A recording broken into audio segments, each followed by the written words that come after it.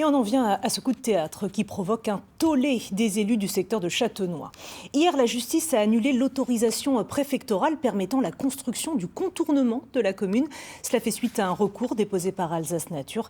Résultat, la construction de cette nouvelle route est suspendue alors que les travaux sont quasiment terminés. Catherine Munch, Emmanuel Gambette.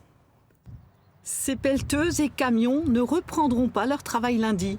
La décision du tribunal administratif d'arrêter ce chantier de contournement de Châtenois est tombée vendredi, incompréhensible pour la CEA qui finance les travaux. Je suis vraiment abasourdi, consterné. Je ne peux pas comprendre ça à ce stade du niveau de chantier. On a pratiquement terminé les travaux. Il reste 6 mois.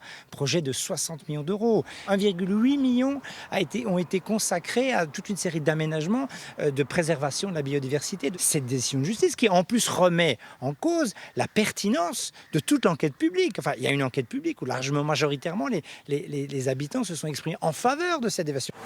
Que ce soit pour la vallée pour Châtenois, pour toutes les vallées, c'est vraiment une grosse erreur. Pour tous ceux-là qui sont dans les bouchons matin et soir, c'est vraiment pénible. Le maire de Châtenois, qui voit passer 20 000 véhicules jour sur la route qui doit être délestée par le contournement, se dit lui aussi révolté.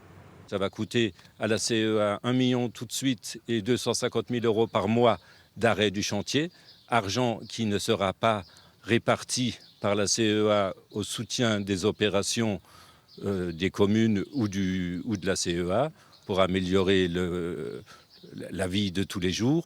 Alsace Nature, dépositaire du recours, regrette que la justice ait mis aussi longtemps pour prendre cette décision, car il y avait urgence pour sauver des espaces naturels, mais il voit aussi un début de prise de conscience. Maintenant, la loi elle est claire et maintenant les juges l'appliquent correctement, à savoir il faut vraiment dès le départ démontrer que vous avez des équivalences de protection. Ce qu'on détruit, il faut que ce soit compensé de façon équivalente. Il ne suffit pas juste d'avoir une surface de compensation, il faut aussi que ça puisse fonctionner. Ce cas permettra-t-il une vigilance accrue de la justice à l'avenir? Évitera-t-on le lancement de travaux pour les interrompre quand ils sont presque finis? Une dizaine de projets routiers de ce type est en attente en Alsace. Pour l'heure, la CEA a décidé de faire appel de cette décision.